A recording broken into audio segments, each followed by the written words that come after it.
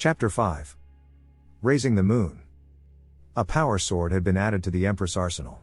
It was an impressive weapon, finely crafted and well balanced, and she had actually found a way to infuse small crystals to act as a conduit for the energy field that made the power sword a deadly weapon.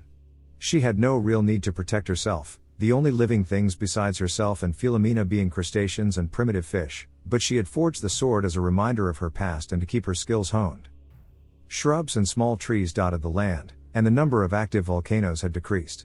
Cloud banks had begun to form, and the Empress was glad she could breathe actual air again.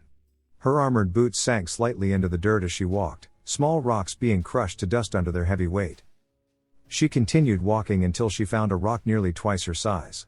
It was a massive slab, left over from when the planet was formed, and a layer of moss had grown over one side.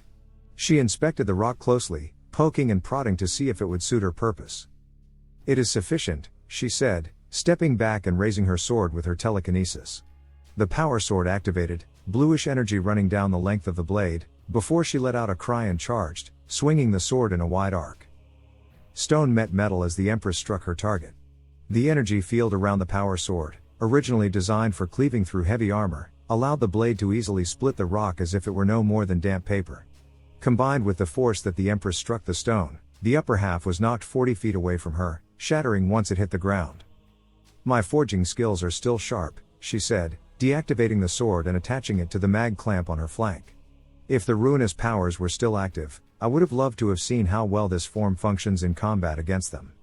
I suppose I shall have to wait until my creations get bigger before I can better hone my combat skills."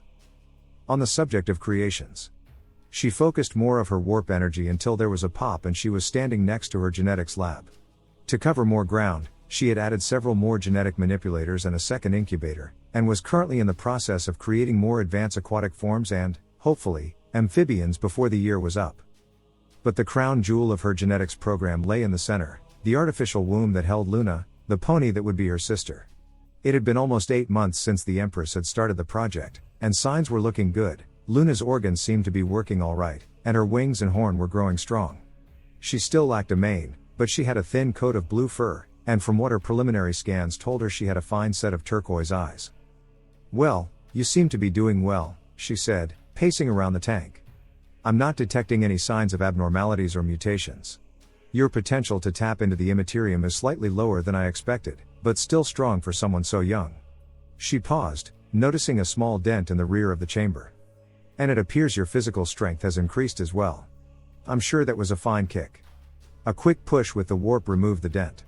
Luna squirmed a little, but otherwise did not react. "A fine specimen indeed. I wonder if this is what normal beings go through when they have children." The Empress paused, looking out over the landscape. "Once I create my followers, I shall ask them," she sighed, shaking her head. "Look at me. I sound like some magos that just found the original blueprints to the Baneblade.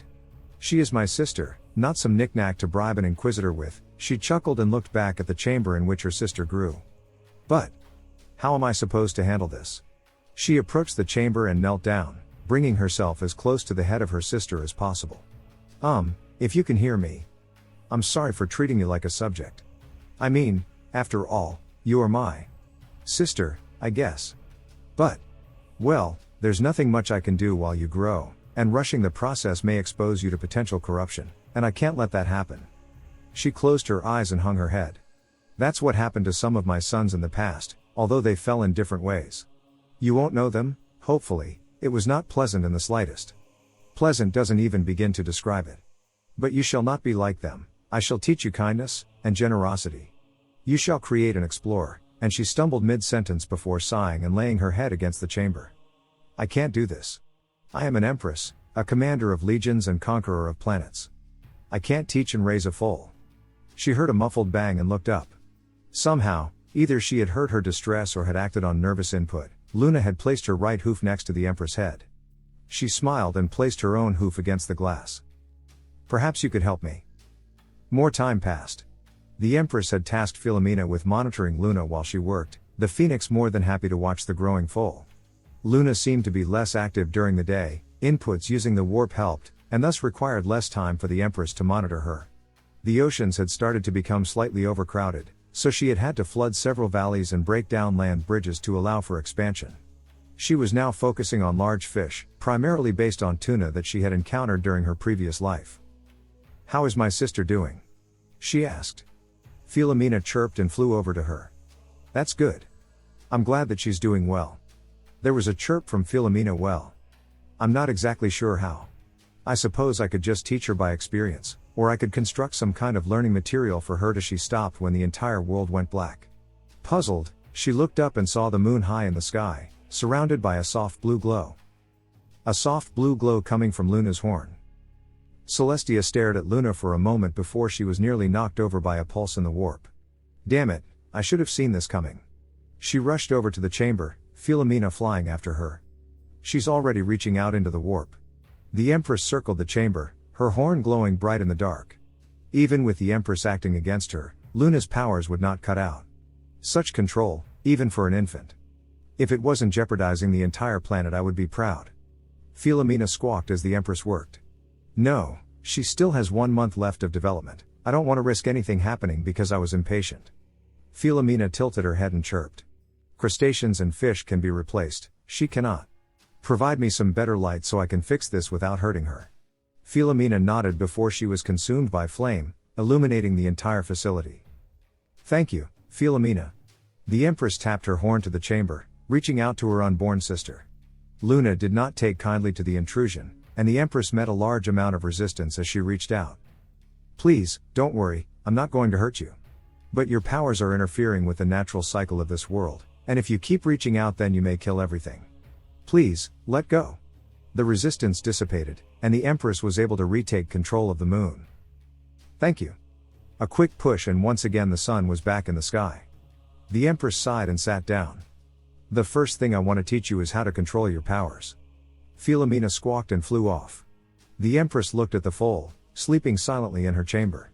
For a brief instant she thought she saw the foal smile, but passed it off as merely a twitch in Luna's still developing muscles. "I must go and see what kind of damage your outburst caused."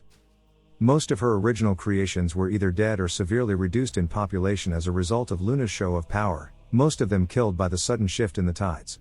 It would take anywhere from a month to half a year before she could bring the ecosystem back to full strength, but now that she had a blank slate she could begin to get creative with her creations.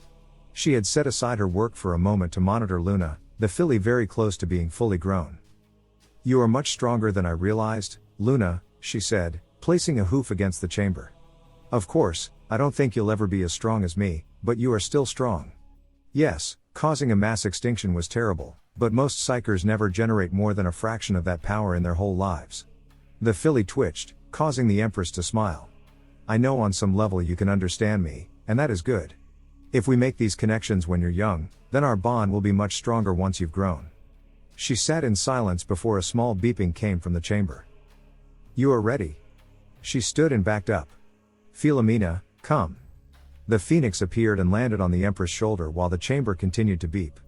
Luna squirmed some more as the fluid inside the chamber was drained, piped away to other parts of the genetics lab. An anti-gravity field caught Luna while her umbilical cord was severed, and once that task was complete the filly was gently placed on the ground before the Empress. She lowered her head and waved her horn over her sister, using the powers of the warp to dry the filly and wake her. Luna stirred and looked up, massive turquoise eyes gazing up in wonder at the white being clad in golden armor standing over her. "Hello, Luna," the Empress said, keeping her tone as soft as possible. Luna squirmed some more in an attempt to get up on her hooves while the Empress kneeled down, bringing her eye to eye with the newborn. "You are my sister, and together we shall rule this world. Will you accept my love and friendship?" Luna wobbled on her hooves before falling, grabbing onto the Empress' neck for stability. "Easy, Luna, you are weak and need to rest." The filly looked up at the Empress and smiled a toothless grin, strengthening her grip around her neck. "Rest, my sister, I shall always guard you, no matter what." Luna's strength increased dramatically over the course of the next few months. She never tapped into the warp in such a way as she had before she was born, but physically she was maturing much faster than the Empress had anticipated. The little filly spent her days running around the length of the genetics facility as fast as her stubby legs could carry her, giggling as Philomena followed her.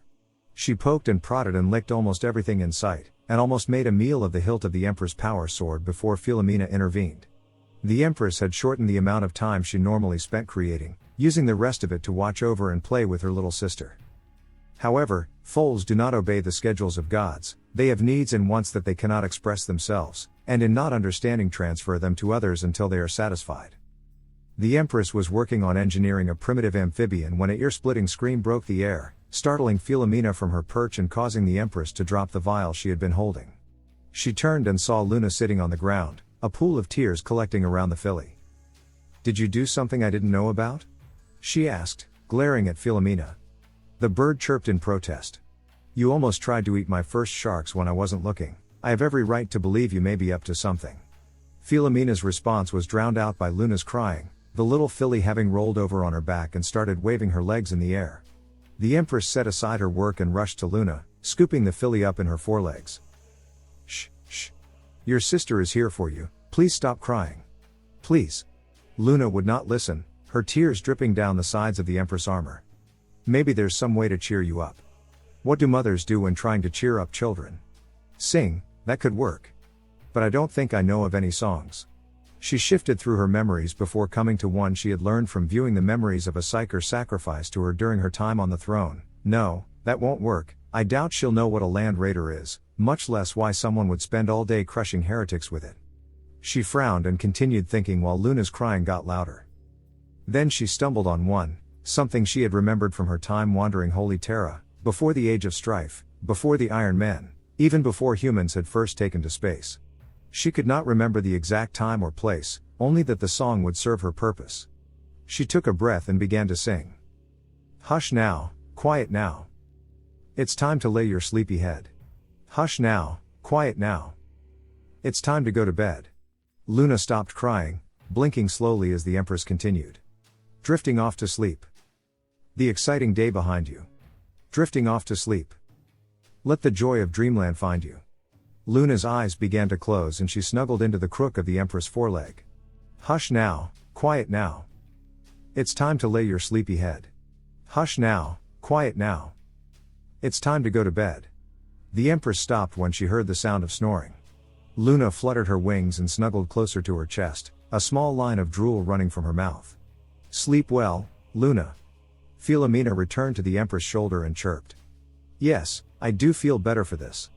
A series of chirps. "That is a valid point. It would be no good if we were sisters and all she knew me as was the Empress. But what kind of name?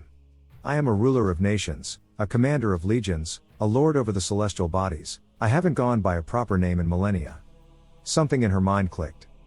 She shall know me as her sister, Celestia. Not as an empress, not yet, just Celestia. Smiling, she rose to her hooves, Luna still tucked in the crook of her foreleg, and returned to her work. Amphibians now populated the small swamps and lakes that dotted the coastline.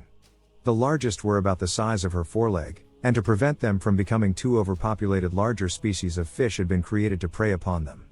As the fish could not distinguish curious foals and amphibians from one another, Celestia had made sure that Luna never wandered too close to the swamps. The little filly protested, but the indomitable will of her sister made sure she stayed in place. Still, she liked to cause mischief, and more often than not Celestia would find some of her equipment misplaced or filled with dirt and slime, a giggling foal sitting next to them. It was not as bad as it could have been, even when Philomena started teaming up with the infant. Celestia finished disposing of a Pederpes that Luna had snuck into the lab and looked at the filly. Luna looked back, a goofy grin on her face, before her sister sighed. "I know at your age it's irresistible to grab everything and bring it back to show me, but I must ask you to stop." Luna cocked her head to one side, confused. "I am working right now, and I don't want to deal with some amphibian running around here and possibly breaking something. Can we agree on this?" "Ma!" The filly squeaked, her grin returning. Celestia blinked at what she had just heard. "What? What did you say?" "Ma!" "But! I am not your mother." "Ma," Luna said, sounding a bit more harsh. "I am not your mother, I am your sister." "Ma," Luna jabbed a hoof at Celestia. "No." She planted her hooves and looked down at her sister. "I am not your mother, and I will never be your mother. I am Celestia, and I am your sister. Do you understand that?" The filly blinked before her grin returned. "Tia," she said, turning towards something scurrying across the ground. "Tia, Tia, Tia," Luna giggled, clapping her hooves together. Celestia smiled, kneeling down next to Luna. "Tia." Her sister giggled again and hugged her neck. She reached up and stroked her sister's back, her armor clicking as she moved. I love you too, Luna,